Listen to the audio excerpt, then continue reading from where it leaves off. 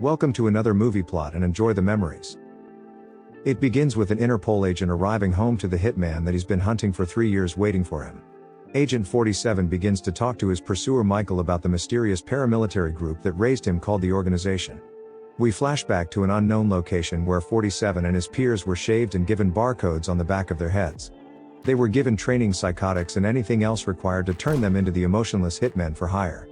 3 months prior to the intrusion, 47's completing a hit on the gang leader Bwana Ovie, who other authorities have found impossible to reach from behind his small army. The agent delivers the soldiers a man that Bwana's been searching for to torture for info, but realizing that his men didn't capture him themselves, the bomb sewn into the Trojan horse's throat detonates and 47 kills his target.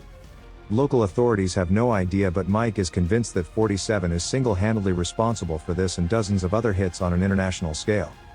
A few weeks later, 47's in Russia to assassinate the president when a woman at the bar tries to introduce herself, but he's uninterested in romance. After he checks in, 47 places noisemakers outside his room's door and an explosive on the inside to give himself some assurance that he can relax. The agency contact their asset to tell him that their client wants President Belicoff assassinated publicly and pay extra to have it done. He completes his mission by taking out a guard, making the public step back and landing a headshot on the leader from a building 4 kilometers away. Before he can leave Russia, 47's contacted by his handler Diana to tell him that there was a witness to the assassination. Finding it hard to believe, he's still ordered to kill local call girl Nika, but decides not to when she looks directly at him and 47 realizes that she's never even seen him before. An unlucky pedestrian struck by another agent who's sent to take out 47, but he manages to lose his target in the crowd. Somehow the entire thing's covered up and all footage of the assassination erased, with a perfect double of the president being presented on TV with only a flesh wound. Agent Jenkins shows his partner unscrubbed footage with more arterial spray than anyone could survive, which has them suspect a cover-up.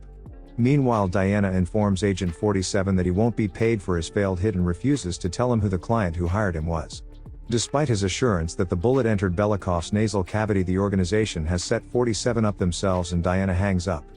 They reveal their asset's location to the Russians, whose police captain Gniev's warned not to send men in until an army arrives. The head of the Federal Security Service, Yuri, makes plans to intercept him despite the threats from Mike, and they send in an armored SWAT team with the orders of shoot to kill. Before they reach his door, Diana risks her job to personally call 47 to tell him that Belicoff ordered the hit on himself.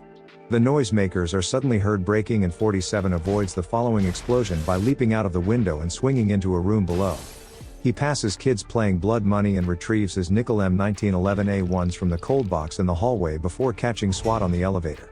He proceeds to slaughter the whole group, then sends the lift to the ground floor where Jenkins waits alone to cut him off. But Mike has correctly predicted that he'll return to his room and finally catches 47 after all these years. Unfortunately, a Russian maid blocks his line of sight that's unable to understand the English agent telling her to get down. So 47 tells her in Russian to remain still and uses her body shield to escape the situation by leaping from a balcony into the river below. With 16 cops dead in the escape and the rest damaging evidence in their negligence, the local PD are pulled from the case so that Interpol can take over.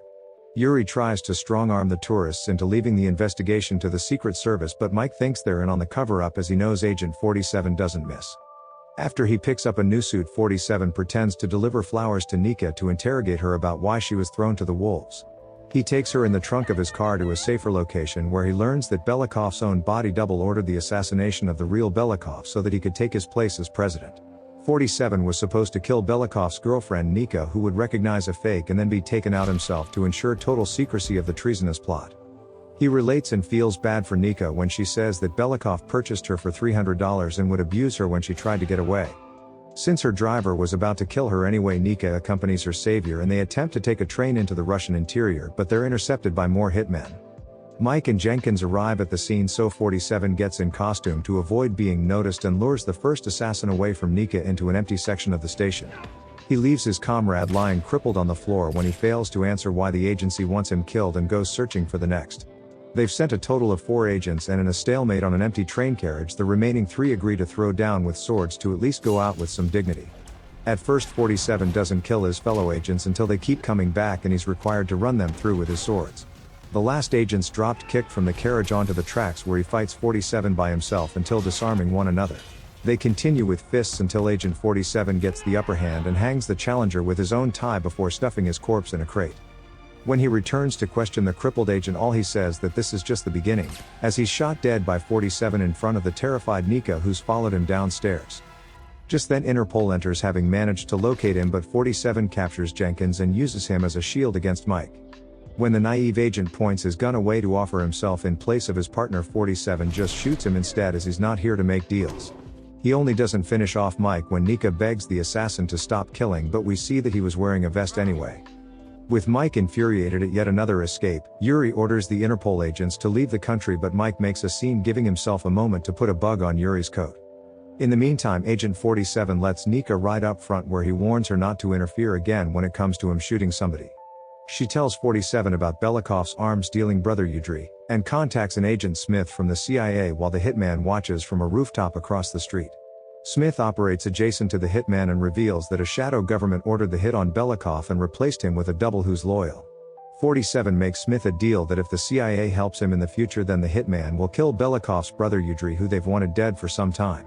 He has a meeting with his client in Istanbul in a few days, so 47 and Nika go there to intercept him before their arms deal takes place. As the assassin prepares, Nika wanders around the hotel room topless to get a rise out of him, but the agency conditioned him to be disinterested. She thinks that he's being charming when he tells her they're going out for dinner, but he's just making further preparations for his abduction of the client tonight. When they return at 8 p.m., 47 spikes Udre's client's drink and waits for the poison to take effect while eating dinner with his date. Nika's impressed by his ability to know obscure details about the people around him, including her decision not to wear any underwear. When the client suddenly needs to be rushed to the bathroom, 47 tells Nika to get the check and follows him in weaponless to get past security. He's hidden his pistol and a syringe in the toilet basin, which he uses to kidnap the arms dealer and shoot his henchman dead, while the rest of the restaurant hears nothing. After retrieving a disappointed and drunk Nika, the two return to the hotel, where 47 has possibly his closest experience with a woman yet. Nika thinks that she's getting lucky tonight, but 47 just knocks her unconscious and goes out to finish the mission. He poses as the client to attend the deal with Udre, who's never met the man and just thinks he's here to purchase weapons. When learning that 47's not his client, Udre begins to act like a big man by waving his weapons around and pointing a loaded gun to a lady's face. Whether it the drugs he's on or the crappy quality of product, Udre takes a shot at the imposter but misses and gets himself fastballed by an unloaded weapon. 47 then tosses his briefcase bomb on the table and loads up 2 SMGs to begin mowing down the dozen or so henchmen standing around. Udre fires back with his little friends until the hitman destroys the bar with a grenade, leaving the brother badly wounded. Udre says that he'll do whatever 47 needs him to do to betray his brother, unaware that he's even dead, and the agent just needs him to be the same so that Belicoff's double's forced into the open to attend the funeral. The next day, as they drive to a train station, Nika talks about wanting to own a vineyard before getting trafficked by Belicoff and her plans changing. 47 begins reacting to Nika's flirtatious remarks, but it's never enough to get more than a slight head turn. They catch a train to Udre's funeral, where Nika is left on board for her own safety and begs the agent not to leave for his. Unable to tell her a name, just the number that he was given at birth, 47 says that he'll find her again after the job's done. It's revealed now that Yuri's working for the puppet leader, who underwent surgery to look identical to the president, and is angry that he must attend Udre's funeral to maintain appearances as his brother. Meanwhile, Mike and Jensen learn from the bug on Yuri that the president's a double and receive Agent 47's abandoned suitcase from the hotel. Mike goes through his items to find an ancient key with religious text before learning about Belicoff attending Udre's funeral from the news.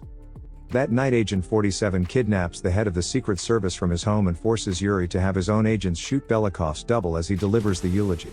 He leaves him in a tub with a radio taped to his hand, rigged to electrify him should Yuri not make the decision to betray his boss. When the funeral commences, Belicoff's double attends with over 100 Alpha Force soldiers watching his back. When he speaks before the crowd, Yuri tells his assassin to change targets to the president, but the bullets don't penetrate the protective glass before the Secret Service get him to safety. With everyone going for the wrong, Hitman 47 enters disguised as one of the Alpha Force and manages to kill all of the president's guards before taking him hostage.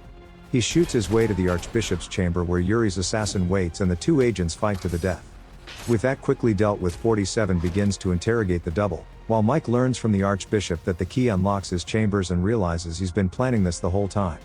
He rushes to the room where 47's told by the imposter that his new government can give him his life back if he just lets him live. After some thought, 47 declines and shoots the man dead, so an Alpha Team chopper opens fire, destroying everything in the room except for their target. 47 just sits down and allows himself to be taken into custody, knowing that it'll be Interpol coming through the doors first, as he planned for Mike to have the key. Confused as to why the hitman would give himself up so easily, he begins to transport the prisoner himself when Agent Smith delivers on his end of the deal. The CIA hold up the Interpol convoy trying to get Mike to hand over the prisoner, but it doesn't matter anyway, as 47 escapes and Smith just apologizes for his mistake. He tells the agent that they're now even for killing Udre, as we flash forward to the present-day conversation between Mike and 47. The hitman says that he just wants to be left alone and reveals the body of a fake Agent 47 that Mike can use to close the case. The good cop doesn't want to go along with it, but the assassin threatens his family before leaving and never sees Mike again. The final scene shows Nika receive a letter telling her that she's now an owner of a vineyard and knows it's from 47, but he doesn't reveal himself, just watches from the rooftop. He's killed another agent who was sent to assassinate her and who should have listened to his fellow hitman when he said to leave her alone. And the movie ends.